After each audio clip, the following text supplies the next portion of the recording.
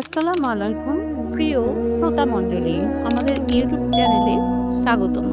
নিশ্চয়ই আপনারা আল্লাহর অশেষ রহমতে সবাই ভালো আছেন। এখানে আমরা কোরআনের আয়াত, দোয়া ও জিকিরের গুরুত্ব, ফজিলত এবং আমল করার পদ্ধতি নিয়ে এবং আমাদের দৈনন্দিন জীবনে আল কোরআন শরীফের গুরুত্বপূর্ণতা নিয়ে আলোচনা করব। আজকের ভিডিওতে আমরা তুলে ধরব বিভিন্ন আয়াত। আজকের আয়াতটি হলো নাসরুম মিনাল্লাহি ওয়া ফাতহুন কারীব, আল্লাহর পক্ষ থেকে সাহায্য এবং নিকটবর্তী বিজয়। দলিল: এই আয়াতটি পবিত্র কোরআনের সূরা আস-সাফ সূরা 61 নম্বর আয়াত 13 অবস্থিত। এই আয়াতটি আল্লাহর সাহায্য এবং বিজয়ের সুসংবাদ প্রদান করে।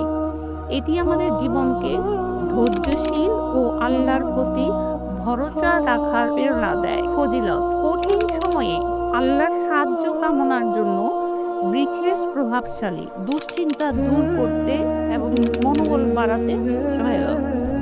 পড়ার নিয়ম: অজু অবস্থায় বিশুদ্ধ মনে পড়া একান্ত দরকার।